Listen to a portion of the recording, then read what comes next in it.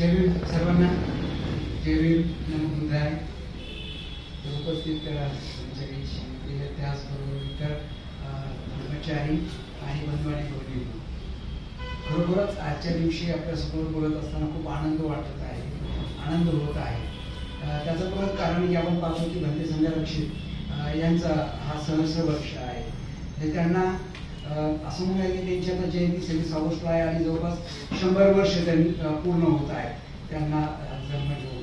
आणि आपण पाहतो की जे काही बौद्ध धर्माचं जे काही वैभव आज आपण पाहत आहोत आणि हे जे काही बौद्ध धर्माचं वैभव आज आपल्याला पाहायला मिळतं, तर त्याचं मुख्य जे श्रेय आपल्याला पाहायला मिळतं की खरं तर मुख्य संघरक्षक आहे. भंते संघरक्षितांचं फार मोठं योगदान आपल्याला पाहायला मिळतं. आज नव्हे, आज आपण पाहतो भारतामध्ये नव्हे तर पूर्ण विश्वामध्ये जे काही वैभव आपल्याला पाहायला मिळतं, बुद्ध धर्म फार मोठ्या पद्धतीने मोठ्या प्रकारे पुढे जात आहे, विकसित होत आहे. अनेक लोक बुद्ध धर्माचं जो काही आस्वाद आहे ते आस्वाद घेत आहेत. नव्हे तर बुद्ध धर्माची ज्या काही वेगवेगळ्या शिकवणी आहेत, त्या वेगवेगळ्या शिकवणी हे जी काही लोक आहेत त्याचा आस्वाद घेतात, ते समजून घेतात आणि बुद्धाकडे प्रत्यक्ष बुद्धाकडे जाण्यासाठी प्रयत्न करत आहेत. त्यातले आपण सर्वजण त्यातले एक लाभार्थी आहोत. आणि ह्याची जी सुरुवात आहे ती भंते संघरक्षित आहे. ही जी काही त्रैलोक्य बौद्ध महासंघ आपण सुरुवातीच्या काळात म्हणतो, आज आपण त्रैलोक्य बौद्ध महासंघ म्हणतोय, ती निर्माण केल्यामुळे हे जे वैभव आज आपल्याला पाहायला मिळालेलं आहे. कल्पना करा की बाबासाहेब आपल्यामध्ये होते, बाबासाहेब 1956ला आपल्याला निघून गेले. त्यांनी फार मोठी गोष्ट निर्माण केलेली होती, बऱ्याचशा गोष्टी बाबासाहेबांनी निर्माण केल्या, पण प्रत्यक्षात जी काही बुद्ध धर्माचं आचरण कशा पद्धतीने करायचं ही जी बाबी आहे ती बाबी आपल्यामध्ये राहून गेल्या. कारण बाबासाहेब आपल्यामध्ये राहिले नाही. बाबासाहेबांनी अनेक गोष्टी आपल्यासाठी निर्माण करून ठेवलेल्या होत्या. भगवान बुद्ध आणि त्यांचा धर्म त्यांनी निर्माण करून ठेवलेला होता. ते बाबासाहेबांनी बुद्धाविषयी अनेक गोष्टी त्यांनी करून ठेवल्या होत्या, पण प्रत्यक्षात आचरण करण्यासाठी आपल्यासाठी अनेक गोष्टी त्या काळामध्ये नव्हत्या. आणि आपल्याला पाहायला मिळतं की ज्या पद्धतीने आचरण केलं पाहिजे, लोकांनी आचरण केलं पाहिजे, त्या गोष्टी आणि जेव्हा भंतेंनी त्रैलोक्य बौद्ध महासंघ निर्माण केला आणि त्रैलोक्य बौद्ध महासंघाच्या माध्यमातून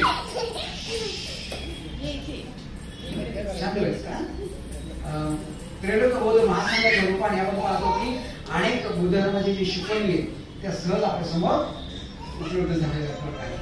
ह्याचं जे श्रेय आपण पाहतो की वडील संघरक्षक किंवा भंतेला करत आहे.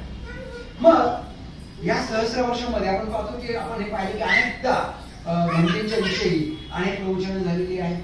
भंतेला अजून समजून घेण्याचा आपण प्रयत्न केलेला आहे. महाराजांना देखील अनेक प्रत्येक दिवशी 26 तारखेला कार्यक्रम घडून येत आहेत. ह्या सगळ्या गोष्टी फार मोठ्या पद्धतीने घडून येताना आपल्याला पाहायला मिळते. आणि त्याचाच एक भाग म्हणून आपण देखील आजपासून पुढच्या 6 आठवड्यांमध्ये म्हणजे खरं तर ऑगस्टपर्यंत भंतेचे जे काही विविध पैलू आहेत ते विविध पैलू आपण समजून घेण्याचा प्रयत्न करतो. विविध पैलू आपण समजून घेण्याचा प्रयत्न करतो. तर मी याचा विचार करत होतो की आजचे जो काही प्रवचन असेल त्या भंतेविषयी असेल ते आपण काय सांगू शकतो. भंतेची कुठली अशी गोष्ट आहे की ती फार म्हणजे त्याला म्हणूया की रोमांचकारी आहे, फार गुण सुद्धा असू शकते. पण कल्पना करा भंतेकडे जर बोवा की भंतेचं जे काही जन्म आहे ना तो ख्रिश्चन परंपरेमध्ये आहे. ते काही पारंपरिक बौद्ध नव्हते आणि आपल्यासारखे नवबौद्ध पण नव्हते. कारण 56च्या अगोदर आपण बौद्ध नव्हतो तर वेगळ्या धर्मात होतो आणि 56च्या नंतर आपण बौद्ध आलो. म्हणजे आपण काय झालो, एका अर्थाने नवबौद्ध झालो. पण भंतेच्या बाबतीमध्ये आपण पाहिलं तर बाबा भंते असे काहीच नव्हते. पारंपरिक बौद्ध नव्हते आणि नवबौद्ध पण नव्हते. ख्रिश्चन परंपरेमध्ये त्यांचा जन्म झाला. ख्रिश्चन धर्मात त्यांचा जन्म झालेला आहे. एका सुतिका घरामध्ये इंग्लंडमध्ये त्यांचा 26 ऑगस्ट 1925ला जन्म झाला. पण ख्रिश्चन परंपरेमध्ये असलेला एखादा ख्रिश्चन माणूस बौद्ध बनतोय आणि बौद्ध म्हणत नाही तर बौद्ध पंडित बनतोय आणि बौद्ध धर्माचा प्रचार आणि प्रसार पुढे जगभर करतोय. किती मोठी गोष्ट आहे. म्हणजे समजून घेणं किंवा ऐकणं एखाद्या व्यक्तीला फार मोठी कठीण गोष्ट आहे. आपण दलाई लामाचा विचार करतो, दलाई लामा दिसत काय ते तर बौद्ध आहे नाही का. बौद्ध असून बौद्ध धर्माचा ते प्रचार करतायत. परंतु बंदेच्या बाबतीत अशी गोष्ट आहे का? बंदेच्या बाबतीत अशी गोष्ट आहे का? निश्चितच नाही भाऊ. कारण बंदेचा जन्मच मूळ ख्रिश्चन धर्मामध्ये झालेला आहे. नाव सुद्धा त्यांचं डेनिस फिलिप्स एडवर्ड लिंगवूड. परंतु अशी काय त्यांच्या जीवनामध्ये काय घटना घडल्या की त्या घटनेच्या माध्यमातून आपल्याला पाहायला मिळतं की भक्ती संरक्षित झाले. अशी कुठली गोष्ट आहे फार चमत्कारिक आहे. ख्रिश्चन परंपरेमध्ये जगलेला ख्रिश्चन असलेला एखादा मुलगा, एखादा व्यक्ती हा जसा तसा जर पाहिलं तर आपण तो ख्रिश्चन परंपरेमध्ये वाढला पाहिजे. त्यांनी ख्रिश्चन धर्माचं आचरण केलं पाहिजे, हो की नाही? आणि ख्रिश्चन धर्माचा त्यांनी प्रचार आणि प्रसार केला पाहिजे. परंतु तसं काही घडत नाही, उलट झालेलं आहे. ख्रिश्चन धर्म सोडून दिला आणि पूर्ण बौद्ध धर्म स्वीकारला आणि बौद्ध धर्माचा प्रचार आणि प्रसार केला, सगळं शिकलं. अशी कुठली गोष्ट त्यांच्या जीवनामध्ये घडली? पहिली त्यांच्या जीवनामध्ये जर आपण घटना पाहिली ती फार मजेशीर घटना आहे, किंवा एखाद्याला म्हणजे समजणार पण नाही कशा पद्धतीने. असं म्हटलं जाते की त्याला रोहित जीवन नावाचा आजार झाला, झडपेचा आजार होता आणि म्हणून त्यांना शिक्षण सुद्धा सोडून द्यावं लागलं. आणि त्यांच्या वडिलांना असं वाटलं, डॉक्टरांनाही त्यांना असं वाटलं की जर ह्या मुलाला जर आपण हालचाली करून दिल्या तर कदाचित हा मुलगा आहे डेनिस हा कदाचित जिवंत राहणार नाही, मृत्यू पावेल. आणि म्हणून त्याला कुठल्याही प्रकारची हालचाल न करता एका बेडवरच ठेवण्यात आलं. आणि ही त्यांची जीवनाची सुरुवात झाली. बंदेची सुरुवात ह्या पद्धतीने झाली. आणि बंदेला असं वाटायला लागलं की झडपेचा जो आजार आहे किंवा त्यांचे जर ठोके जर पाहिले तर असं म्हटलं जातं की ते प्रमाणापेक्षा जास्त ठोके वाढायचे. म्हणून एखाद्याला वाटायचं की काय त्यांना हृदयाचा आजार आहे, काय झडपेचा आजार आहे असं वाटायचं. पण बंदेला असं वाटतं की जे त्यांच्या जीवनचरित्रात लिहितात की त्यांना वाटायचं की हा जरी हृदयाचा जरी आजार असेल तर हा मुळीच हृदयाचा आजार नाहीये, तर माझी जी काय माझ्या ज्या भावना ज्या उफळून यायच्या त्याचं जे काही द्वंद्व व्हायचं त्या द्वंद्वामुळे कदाचित होऊ शकते की ते माझे जे ठोके ते जास्त पडू शकले असतात, अशा प्रकारचे बंदे होतात. आणि त्या काळामध्ये एक फार मोठी गोष्ट घडत होती बंदेच्या बाबतीमध्ये. बंदीवानांच्या डेअरीच्या बाबतीमध्ये तो लहान असताना की जेव्हा हालचालच करायची नाही तर मुलांनी करायचं काय? मग डेनीचे जे वडील होते फिलिप्स एडवर्ड त्याने काय करायचे, पुस्तकं बंदीला आणून द्यायचे. आणि त्या काळामध्ये बंदीला वाचनाची आवड निर्माण झाली. आणि तो जो वडिलीच आहे तो अनेक पुस्तक वाचू लागला, बरीच पुस्तक वाचू लागला. आणि जेवढी पुस्तकं तो वाचू लागला थोडं तो प्रगल्भ झाला. आणि त्यांच्या जीवनामध्ये सर्वात महत्वाची गोष्ट घडली ती वयाच्या 9व्या वर्षी. कुठल्या 9व्या वर्षी? 9व्या वर्षामध्ये आपल्याला काय समजत होतं?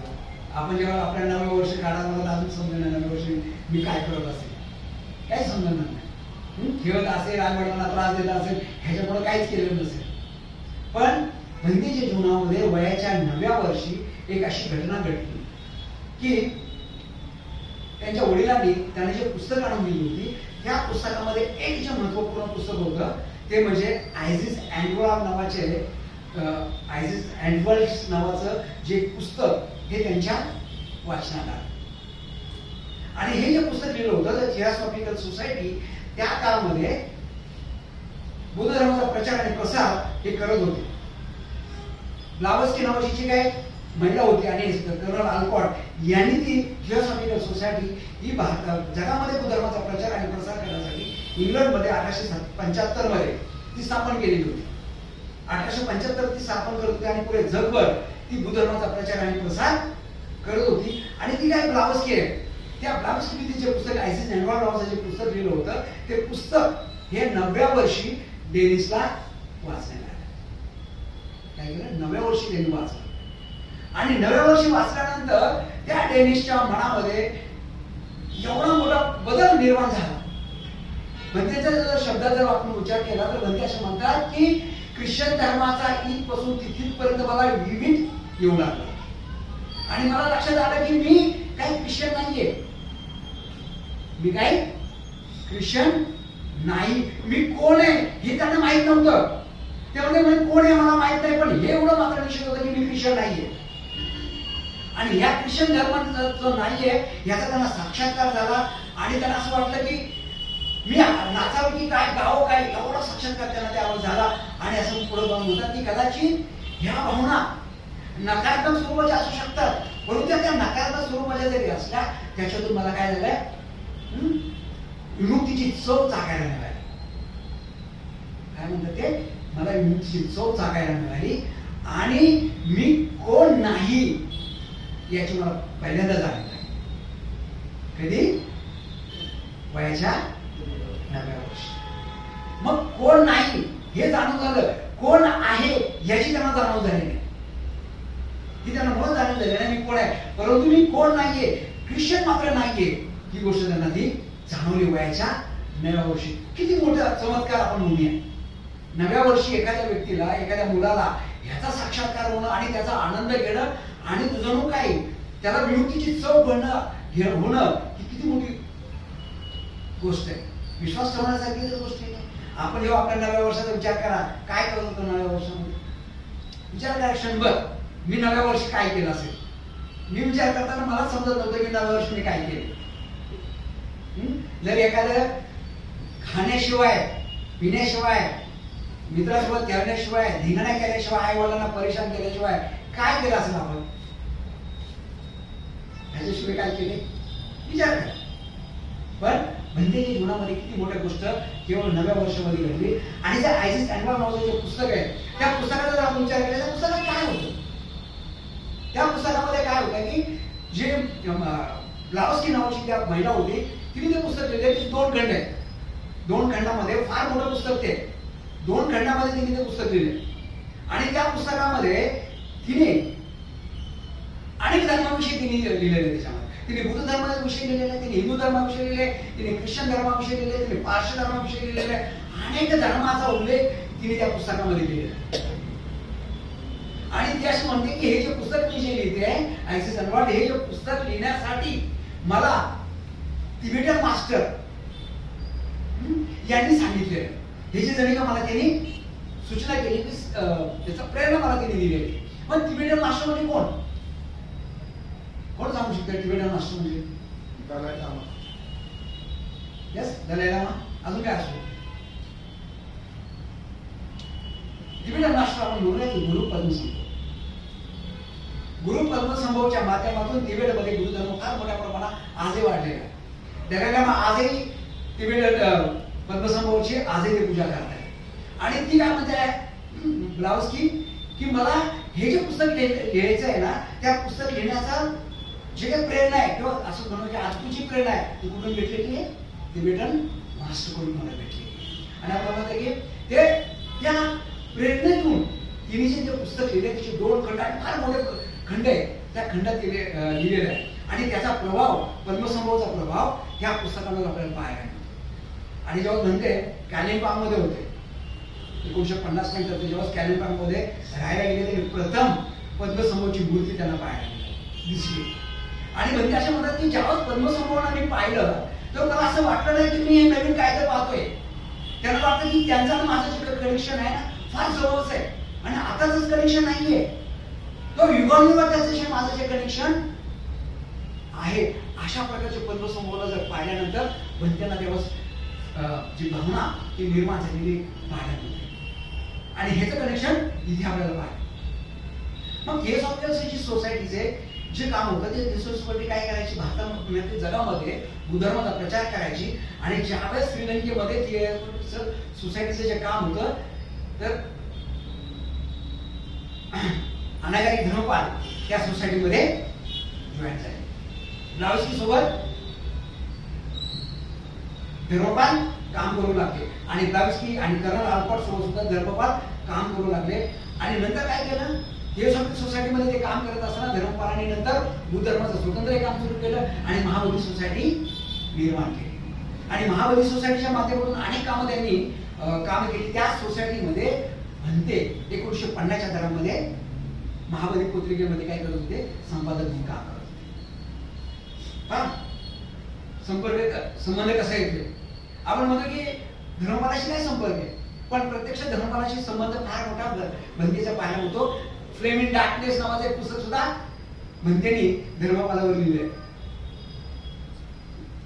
आणि ह्या थिओसॉफिकल सोसायटीमध्ये जेवढे धर्मपालांनी काम केलं त्याचाच परिणाम कोणावर झालेला आपल्याला पाहायला मिळतो त्या काळातल्या लेडीजवर पाहायला. म्हणजे पुस्तकामध्ये काय होतं, त्या पुस्तकाचा जर तुम्ही अभ्यास केला की दोन खंडामध्ये ती जी पुस्तक आहे त्या पुस्तकामध्ये तिने धर्माविषयी लिहिलेलं आहे, धर्म कसा असला पाहिजे, आणि त्याचबरोबर तिने लिहिलेलं आहे विज्ञान. ती म्हणजे जगामध्ये ज्या काही घटना घडतायत ना, ज्या काही धर्मामध्ये घटना घडतायत त्या घटना सहज घडत नाही, त्याला काहीतरी कारण असतं. त्याला आपण प्रतीत्य समुत्पाद म्हणूया.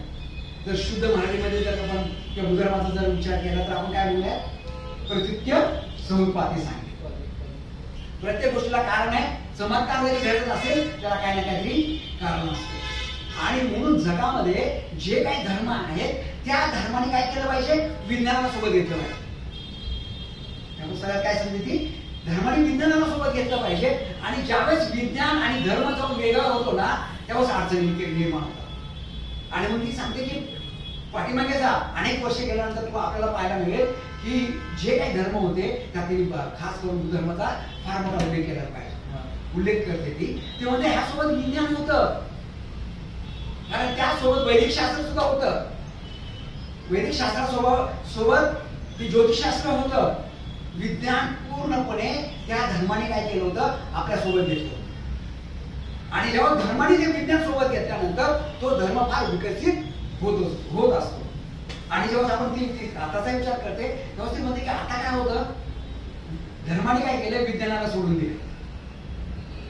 धर्म हा विज्ञानाला काय करतो, टीका करतो, आणि विज्ञान धर्माला टीका करतो.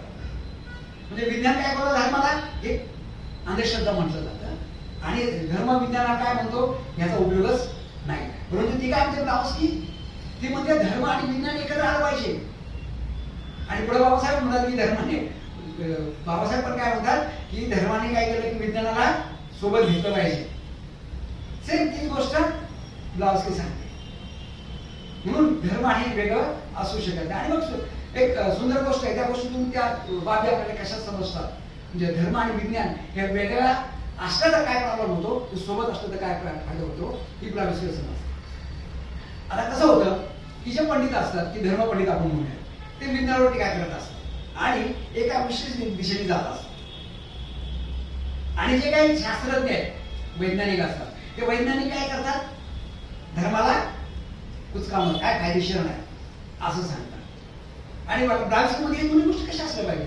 तर समजा एकदा काय होतं की अशाच पद्धतीने दोघांच्या टीका होतात, विज्ञान शास्त्रज्ञ आणि जे धर्मपंडित त्यांच्या एकमेकांवर टीका चालू होतात. आणि ते एका नावेमध्ये प्रवास करत असतात. मग काय होतं, नावेला छिद्र पडतं.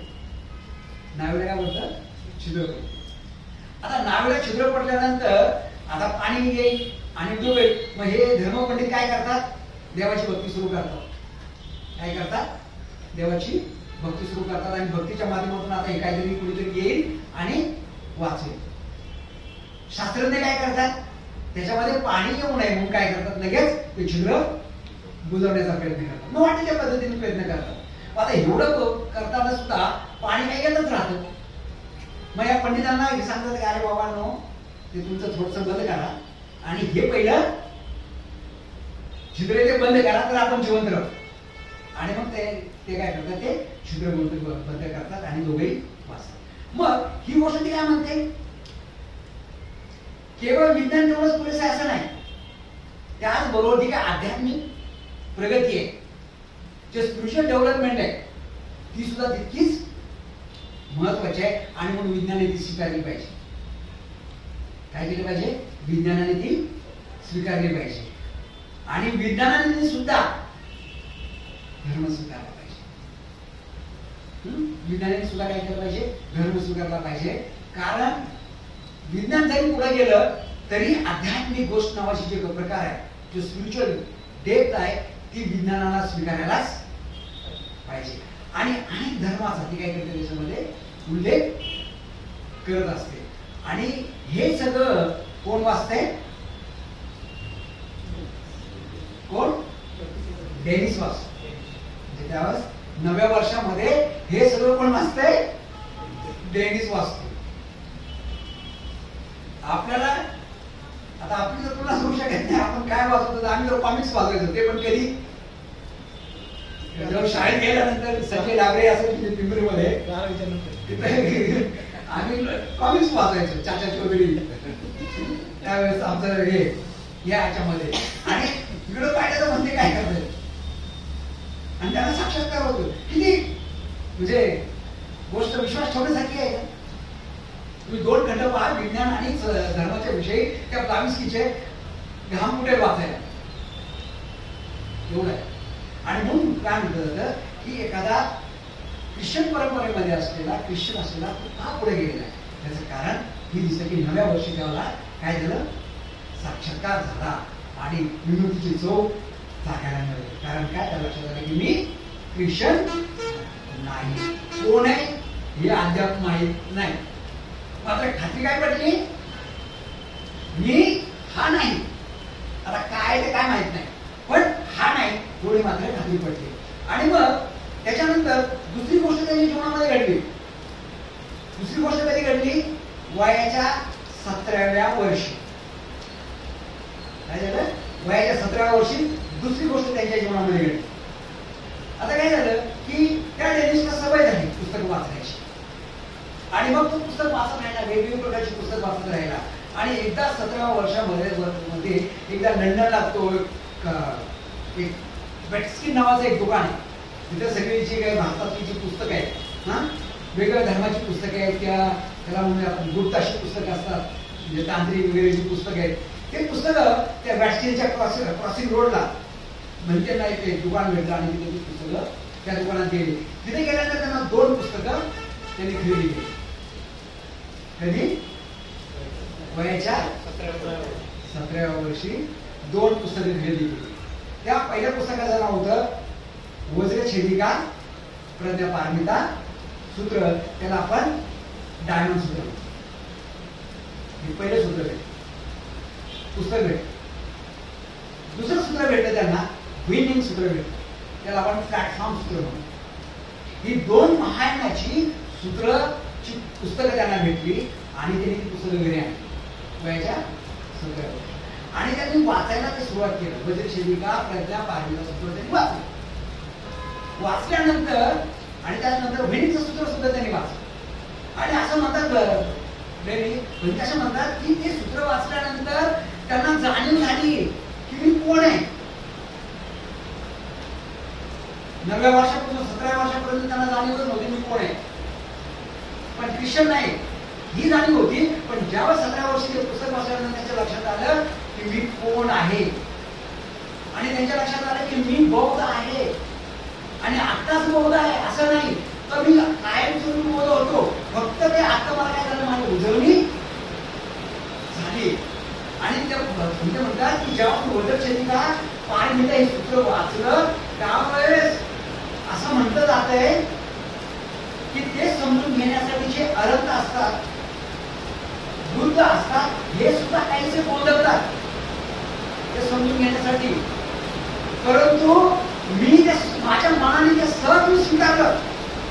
काय केलं, माझ्या मनाने ते सहज स्वीकारलं ते, आणि मला असं वाटायला लागलं की मी आत्ताच ऐकतो असं नाही, तर मी पूर्वी सुद्धा ऐकलं नाही. आणि माझ्या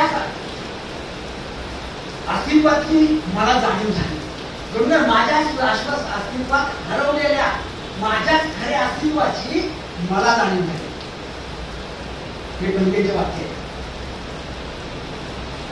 म्हणतात, मी हरवलेलो होतो, हरवलेलो होतो सगळं, ते माझ्या अस्तित्वाची जाणीव झाली, आणि मी बौद्ध आहे, मी आत्ताच बौद्ध आहे असं नाही, तर मी पारंपरिक काय करून मी बौद्ध होतो. आणि जी शिकवण आहे ना, ती शिकवण मी सहज स्वीकारली. वयाच्या 17व्या वर्षी वज्रछेदिका प्रज्ञापारमिता, त्याला आपण डायमंड सूत्र. जीवनामध्ये बंदीच्या जे त्याचं लाईफ किंवा त्याचं मन म्हणतो ना, फार जबरदस्त होतं. वज्रछेदिका म्हणजे वज्र म्हणजे डायमंड, छेदिका म्हणजे कट करणे. म्हणजे जे असं जे सूत्र आहे, डायमंड आहे, हिरा आहे, तो कुणालाही कट करतो. कुणाला कट करतो, आपल्या अंगाला कट करतो. सगळ्यात मोठी गोष्ट जी आहे आपल्या जीवनामध्ये ती कुठली आहे, की ती सुटली का सगळंच नीट होते. कुठली गोष्ट आहे, अहंकार. म्हणून आनंद कधी होतो, शेवटचं बंधन कुठलं आहे, 10वं बंधन मान. मान म्हणजे काय, सुटलाय, मोह सुटलाय, हे सुटलाय, ते सुटलाय, पण शेवटी अहंकार जात होता. आणि हा अहंकार कोण तोडतं? मग वज्र सोडतो. आणि हे वज्र चिलिका परता पारमिता हे म्हणते ते वाचन. आणि त्याच्या जीवनामध्ये प्रचंड परिवर्तन झालं आणि त्यांना खात्री झाली की आता मी कोण आहे? बौद्ध आहे. बौद्ध आहे आणि बौद्ध होतो. ही जी गोष्ट त्यांना काय आहे. आता हे एक सूत्र आहे. दुसरं एक सूत्र त्यांनी वाचलं, विनिंगचं सूत्र. त्याला प्लॅटफॉर्म सूत्र म्हणतात. आता आपण उलट करू. पहिलं प्लॅटफॉर्म सूत्र घेऊ आणि नंतर वज्रशिलिका प्रज्ञा पारमिता सूत्र हे समजून घेऊ. त्यात काय लिहिले, म्हणजे असं काय झालं साक्षात्कार. आपल्याला म्हणण्यापण म्हणजेला झाला साक्षात्कार. आजही किती झाले, 53 वर्षाचा आहे तरी अजून साक्षात्कार झालेला नाही. दुसऱ्या 17 वर्षाचा झाला.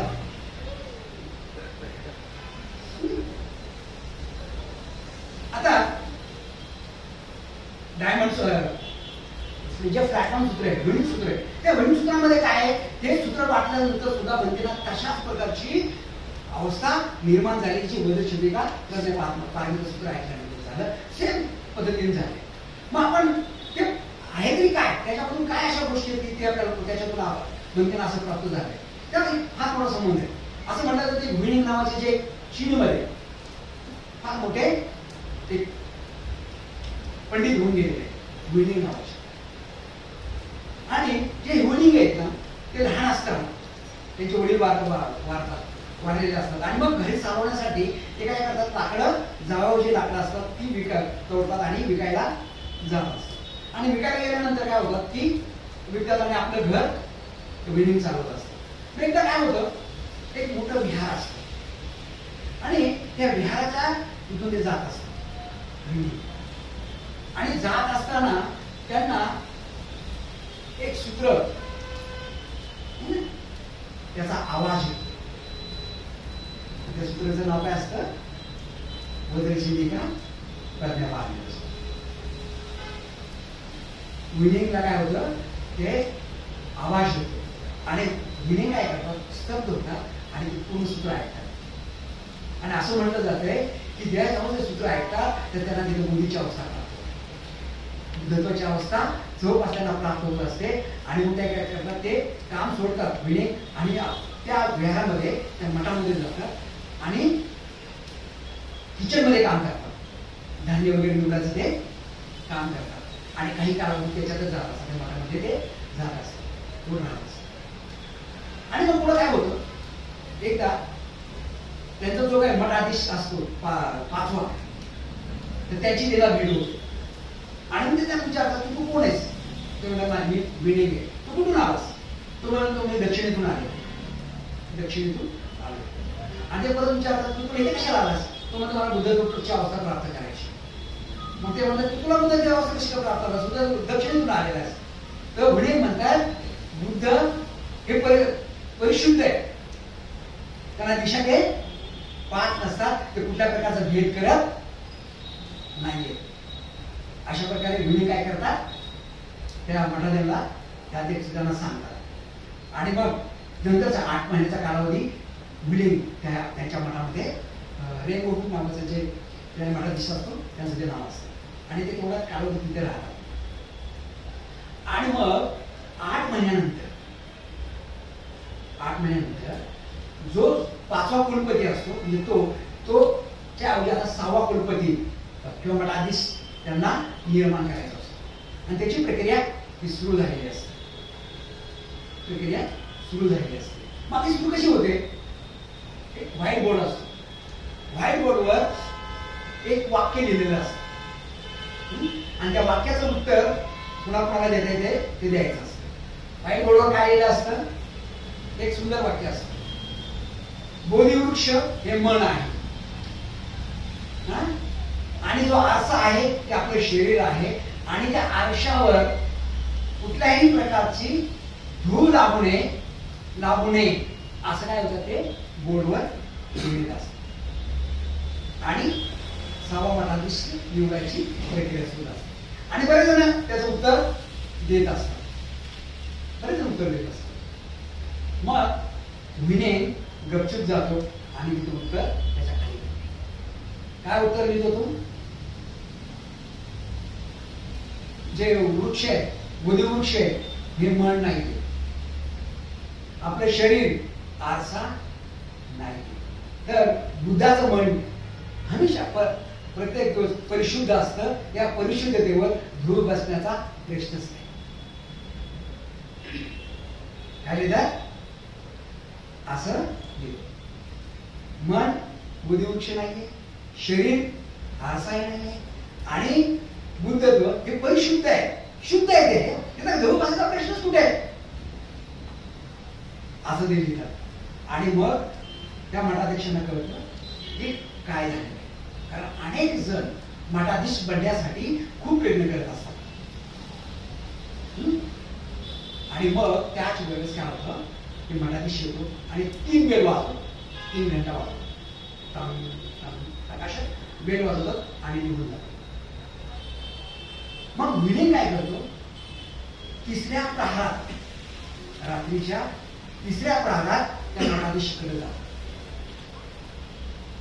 मठाधीशकडे गेल्यानंतर त्यांचा संकेत असतो आणि मग त्याला काय करतात, हे जे मठाधीश आहेत काय त्यांना काय करतात, दीक्षा देतात. आणि 6वा जो काही त्यांचा मठाधीश आहे, कुलपती असतो, त्याची काय करतात, त्याला दीक्षा देतात. घंटी वाजवतात, 3 बेल. ह्या 3 बेल मध्ये त्या लक्षात येते की जो काही मलाच त्यांनी बोलवले. कारण संगीत कुणाला समजत नाही, ज्यांना कळतात त्यांना ते समजतं. आणि ते जातात आणि त्याला एक चिवर देतात, विशेष प्रकारचा कपडे त्याला परिधान करतात आणि भिक्षा पात्र देतात आणि त्याला सांगतात तू आता इथून काय कर, निघून जा. काय करतात? निघून जा. कारण इथं जर राहिलास तर कदाचित तुझा मृत्यू सुद्धा होऊ शकतो. कारण अनेक लोक त्या काळासाठी प्रयत्न करतात. आणि असं म्हटलं जातं की विनय अनेक वर्ष जंगलामध्ये, दऱ्यामध्ये, त्या राज्यामध्ये ते राहतात आणि परत विशिष्ट कालावधीमध्ये तिथे येतात आणि त्यानंतर बुद्ध धर्माचा प्रचार आणि प्रसार फार मोठ्या पद्धतीने केला जातो. अनेक मोठ्या शिकवणी द्यायला जातात आणि प्रचार आणि प्रसार केला. हे मीन्स आपण शिक्षण पण बोलतोय, शिकवण पण बोलतोय. मग आता काय कर, त्यावेळेस काय होतं घटना म्हणून म्हटलं की आपण उलट बघू. वज्रसत्व ते जे पारमित आहे ते आपण नंतर बघू. या बघा याच्यात काय महत्वाची गोष्ट घडते बघा. बघा विनय रस्त्याने जात असतो, वज्रशेखिका प्रज्ञा पारमिता सूत्र ऐकतो, बुद्धत्वाची अवस्था प्राप्त होते. म्हणते 17व्या वर्षी तेच पुस्तक वाचतात जे विनयने वाचलेलं असतं. म्हणजे सुद्धा काय करतात, तेच वाचतात आणि त्याच गाथ्या ऐकतात जे सांगितलेलं असतं आणि म्हणतेमध्ये सुद्धा परिवर्तन झालेलं असतं. किती मोठी म्हणजे गोष्ट आहे की जी त्याच परंपरेमधून ते झालेलं आपल्याला पाहिजे. म्हणून विनयमध्ये आणि म्हणतेमध्ये हा वेगळा फरक नाही. म्हणतेचं जे कार्य जर आता जर बघितलं जगामध्ये अनेक म्हणतेची पुस्तकं तुम्ही बघा, म्हणतेची पुस्तक एक पुस्तक बघा आणि त्यामध्ये बघा महान तुम्हाला कशा पद्धतीने पाहायला मिळेल, हिन्यान कशा पद्धतीने पाहायला, वज्रान, हे सगळं कसं एकत्र आहे, एक कसा संबंध आहे. आणि तुम्ही कुठं आहात, काय जीवन जगता हे फार महत्वाचं नाहीये. तुम्ही भिक्षू आहात, तुम्ही ग्रस्ती आहात, तुम्ही मोठे उद्योगपती आहात, पण तुम्ही बुद्ध बनू शकता. ही जी बुद्धाची म्हणतेची शिकवण जी आली आहे ही कुठून आलेली आहे? हे जे कार्य विनयच्या कार्यासारखं कमी नाहीये.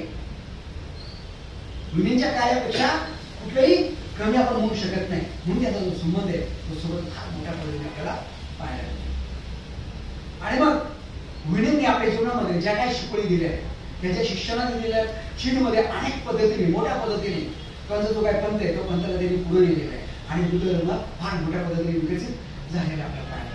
आजही चीनमध्ये बुद्ध धर्म फार मोठ्या पद्धतीने तेव्हा विनय तेवढाच कारणीभूत आहे. विनयचा जो पंथ आहे तेवढाच कारणीभूत आहे. तो काय म्हणतोय, त्याच्या शिकवणीच्या पाठ जो गाभा आपण बघूया, शिकवणीचा गाभा कसा आहे ते काय म्हणतात की बुद्ध आहे हे काय, बुद्धत्व हे काय पुन्हा जातीमध्ये त्याला डिवाइड करता येत नाही. ह्याला होईल त्याला होईल त्याला मिळेल त्याला असं नाही. तो सर्वांसाठी बुद्धत्व आहे. तुम्ही काही करा, तुम्ही कसंही जीवन जगा, ते काय महत्वाचं नाही. बुद्धत्व सर्वांसाठी उपलब्ध आहे. आणि ह्या ज्या सगळ्या गोष्टी आहेत हे शून्यतेवर आधारित आहे. शून्यता ही सर्वश्रेष्ठ शून्यता आहे. आणि शून्यतेचं जर आचरण जर केलं तर बुद्धत्व दूर नाही. आणि ध्यानाविषयी ते काय म्हणतात की तुम्ही एका ठिकाणी बसलेला ध्यान करून ते काय महत्वाचं नाही, तुमचं जीव तुमचं जे काय मन आहे हे सातत्याने परिशुद्ध पाहिजे. तुम्ही म्हणताय की मी ध्यान करतोय, ध्यान करताय, डोळे बंद करताय आणि जर भर विचार करत बसताय, काय चाललंय काय कळत नाही, डोळे काय उघडत नाही, हे सगळं आपलं चाललं असते, त्याला ध्यान म्हणत नाही. तुमचं चित्त परिशुद्ध आहे, नेहमी तुम्ही सत्यतेवर आधारित आहात, तुम्ही जागृत आहात. काय तुम्ही सातत्याने जागृत आहात, हे म्हणजे तुमचं ध्यान. हे मुली सांगतात. पुढे छोटी गोष्ट, एकदा काय होतं, हे ध्यान समजून सांगण्यासाठी एक झेन मास्टर असतो. झेन मास्टर काय करतात, आपल्या लोकांना ध्यान सांगण्यासाठी काय करतात की बुद्धमूर्ती असते, ते बुद्धमूर्ती जाऊन टाकतात. लाकडाची बुद्धमूर्ती असते, हे बुद्ध म्हणे टाकले जाऊन. बुद्धाला जागलं, सगळं बुद्धाला बुद्धाला कसं काय जागलं. आता बुद्धाला लाकडाची मूर्ती ती जागली म्हणजे बुद्धत्व गेलं का हो. बुद्ध कशात आहेत, मनात आहे. आणि म्हणून तीच गोष्ट हे विनय सांगतात, बुद्ध इकडं तिकडं नाही, आपल्या मनामध्ये बुद्ध आहे. मन हो का, काय म्हणतात ते, मन हो का तुम्हाला बुद्ध सापडेल. जसं पंडित काय म्हणतात की विठ्ठल विठ्ठल, सगळे जे विठ्ठल विठ्ठल आपल्या हृदयात आहे. तसं वारकरी संप्रदाय म्हणतो, तसं विनय म्हणतात की बीजा शोधा, बुद्ध दूर नाहीये, बुद्ध आपल्यामध्ये.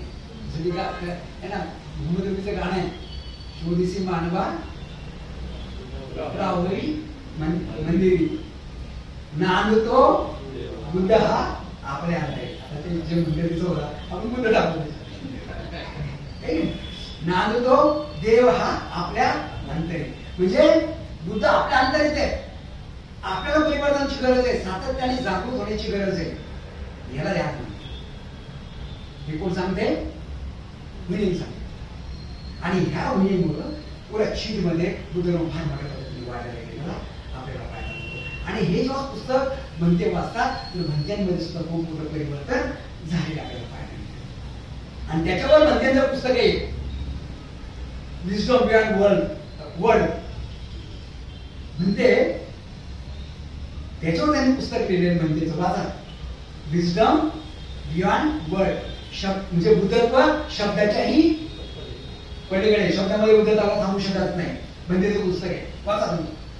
त्यातून आपल्याला अनेक समजेल की विनय काय म्हणणार आहे. आणि हे विनय सविस्तर हे बंदे सांगते, किती मोठं गोष्ट. त्यानंतर पहिलेच त्यांना कुठलं पुस्तक ऐकलं त्यांनी, वाचलं वज्र शेतिका प्रज्ञापारमिता सूत्र. आणि वज्र शेतिका प्रज्ञापारमिता सूत्र वाचल्यानंतर बंदेना असं वाटलं की अरे हे जी काही शिकवण आहे, ही शिकवण एवढी मोठी भयंकर कठीण आहे, तेवढे मला सहज समजले, माझ्या मनाने सहज ऍक्सेप्ट केली ती. कारण त्या वज्र शेतिका प्रज्ञापारमिता सूत्रामध्ये काय, ह्या वज्र शेतिका प्रज्ञापारमिता सूत्रामध्ये सुबुधी आणि भगवंत यांचा संवाद आहे. म्हणतात की जेठपणामध्ये भगवान बुद्ध असतात आणि तिथे काय होतात, असंख्य बुद्ध आणि अनंत बुद्ध आणि भिक्षू आणि भिक्षुणी असतात. आणि तिथे ज्यावेळेस सुबुधी आणि बुद्धाचा संवाद होतो, तो संवाद एवढा उत्कृष्ट असतो, एवढा जबरदस्त असतो संवाद. त्या संवाद जर एखाद्याने ऐकलं तर ते समजत पण नाही, पण म्हणजे मला तुम्हाला ते सहज समजलं, माझ्या मनाने सहज ऐकून घेतलं.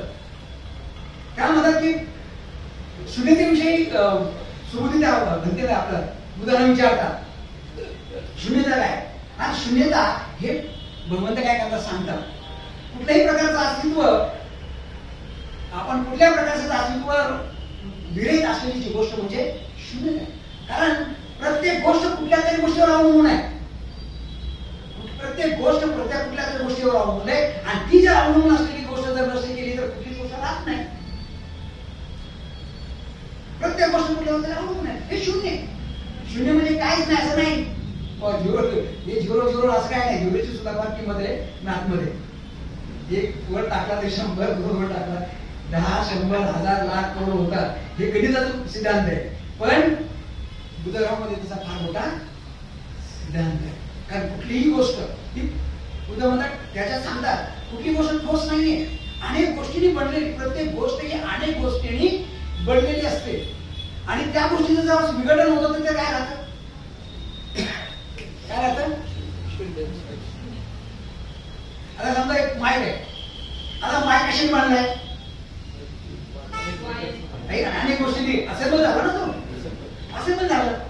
मग आता असं कसं करायचं, हे लोखंड आहे, ह्या लोखंड जाड आहे, आता हे आपण त्याला रेणूमध्ये बघू आहे की नाही, जाड जाड जाड जाड. मग अणूमध्ये जाऊ, त्याचा अंतिम क्षमता कसा येईल, ह्या लोखंडाचा अंतिम लोखंड कसा असेल, बारीक कण कसा असेल, त्याच्यापेक्षा सूक्ष्म जाईल मायक्रो मध्ये. पण त्या मायक्रोचा अजून सूक्ष्म अंतिम क्षण म्हणतो, अंतिम क्षण कसा असेल तो शून्य असेल, प्रकाश. बरोबर नाही, ज्याच्यापासून हे बनलंय ह्याचं विघटन करा, काय होईल, शून्य. आणि मग शून्यतेची शिकवण सुबुद्धींना भगवंत सांगतात, पृथ्वी समुद्पात तिथे शिकवतात. आणि असं म्हटलं जाते की जे काही सुबुद्धी आहे ते मोठ्या अंधकाराने ते स्वीकारतात. आणि मग त्याच ह्याच्यामध्ये बोधिसत्वांची चर्चा सुरू होते की सुबुद्धी विचारतात की बोधिसत्व म्हणजे काय, आणि बोधिसत्वाने कशा प्रकारे जीवन जगलं पाहिजे. मग बुद्ध म्हणतात की जर समजा एखादा व्यक्ती बोधिसत्व बनत असेल आणि इतर लोकांना जर मदत करत असेल आणि मी म्हणत असेल की मी या लोकांना मदत करतोय, तर हे चालत, तर अशा प्रकारचा बोधिसत्व विचारही करू शकत नाही. जरी त्यांनी त्यांच्यामुळे इतरांना बुद्धत्व प्राप्त झालं असेल तरी तो म्हणू शकत नाही हे माझ्यामुळे झालंय. निस्वार्थपणे पद्धतीने कुठल्याच प्रकारचा स्वार्थ इथं असू शकत नाही. कारण बोधिसत्व, प्रज्ञा आणि करुणा ह्या दोघांचा संबंध असतो. ह्या दोघांना घेऊन आपले जीवन जगत असतो. आणि फार मोठं जो काही संवाद आहे सुबुद्धीमध्ये आणि भगवंतामध्ये, त्या अवजन शैलीमध्ये सूत्रामध्ये आपल्याला पाहायला मिळतो. आणि हे सूत्र जेव्हा ग्रंथी ऐकतात, लेडीज ऐकतो, त्याच्यावर फार मोठा प्रभाव पडलेला आपल्याला पाहायला मिळतो. आणि म्हणून ही जी सूत्र आहेत, ही सूत्र निश्चित आपण ऐकावी, समजून घ्या. कारण ज्या हे जर सूत्र असं कल्पना करा की लेणीच्या लक्षातच आली नसती, वाचलीच नसते, तर आज आपण एकत्र आलो असतो काय, कदाचित नसतो. कदाचित वेगळी पद्धती अवलंबली असती. परंतु ही गोष्ट भंतेच्या जीवनामध्ये फार मोठी झालेली आपल्याला पाहायला मिळते. आणि मग जेव्हा भंतेचं जीवन सुरुवात होतं 9व्या वर्षातच आणि 17व्या वर्षापर्यंत, ह्या सर्व जो काय भाव आहे, हा ही जी महत्वाची गोष्ट मला वाटतं त्यांच्या जीवनामध्ये तेवढ्याच ह्याच्यातून लक्षात आलेली आहे. आणि पुढं अनेक गोष्टी त्यांच्या जीवनातून घडून गेलेल्या किंवा घडलेल्या आपल्याला पाहायला मिळतात. तर मला वाटतं की आजच्या दिवशी आपण इथेच थांबूयात आणि पुढच्या आठवड्यामध्ये आपण परत नवीन गोष्ट आपण बंदींच्या बाबतीमध्ये समजून घेण्याचा प्रयत्न करूया. पुढच्या काही आठवड्यामध्ये विविध पैलूंच्या माध्यमातून आपण बंदीला समजून खरंच खऱ्या अर्थाने त्यांचं आपलं जे काही सहज वर्ष आहे ते आपण फार उत्साहाने समजून घेतो. आपण ऐकून घेतलं त्याबद्दल आपल्या सर्वांचं मनापासून धन्यवाद.